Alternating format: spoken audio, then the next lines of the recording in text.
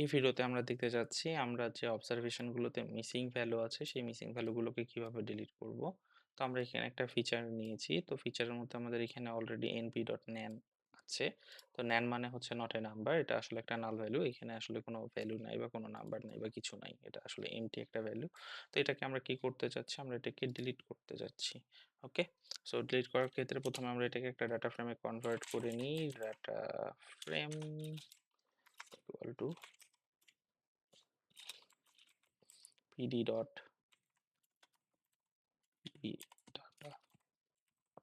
Data frame. এখন এই data ফ্রেমের মধ্যে আমি যেহেতু আমার ফিচারটাকে দিয়ে দিচ্ছি ফিচার্স, এবং আমাকে বলে দিতে হবে কলামগুলো কি কি। সিও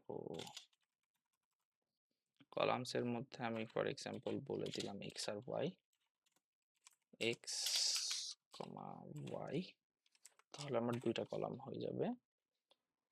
ওকে, এরপর এটাকে যদি আমি রান করি তাহলে আমার ডাটা ফ্রেমটা অলরেডি চলে আসছে। ডাটা ফ্রেম, ওকে, আমরা দেখতে পাচ্ছি এখানে একটা ন্যান ভ্যালু আছে বা নাল ভ্যালু আছে। তো এটাকে আমরা রিমুভ করার জন্য সিম্পলি আমরা বলতে পারি df dot data frame dot drop না। যদি আমরা দিই তাহলে আমাদের যে ডাটা ফ্রেমের যে নাল ভ্যালু সহ যে রোটা ছিল সেই রোটা এখান থেকে ড্রপ হয়ে গেছে, যে ইনস্ট্যান্স বলেন, রো বলেন, অবজারভেশন বলেন, সেটা কিন্তু এখান থেকে ড্রপ হয়ে গেছে।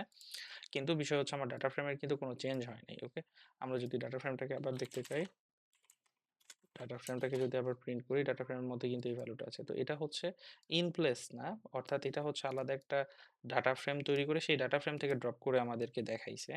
তো এখানে আসলে আমাদের রিয়েল ডাটা ফ্রেমের কোনো চেঞ্জ হয় না। যদি রিয়েল ডাটা ফ্রেমের চেঞ্জ করতে হয় তাহলে in place equal to true দিতে হবে, তাহলে আমাদের যে রিয়েল ডাটা ফ্রেমটা আছে সেই ডাটা ফ্রেমটাই কিন্তু চেঞ্জ হয়ে যাবে। এই যে আমাদের ডাটা ফ্রেমটাই চেঞ্জ হয়ে গেছে, সেক্ষেত্রে কিন্তু এটাকে আর প্রিন্ট করবে না। একটু আগে আমার এখানে প্রিন্ট হয়েছিল, তো এটাকে আর প্রিন্ট করবে না, আমাদের জাস্ট পরবর্তীতে প্রিন্ট করতে হয়েছে। এখানে এখানে কিন্তু আমাদের ওই নাল ভ্যালুটা, এটা কিন্তু আমাদের রিয়েল ডাটা ফ্রেমটাই চেঞ্জ হয়েছে। Thank you.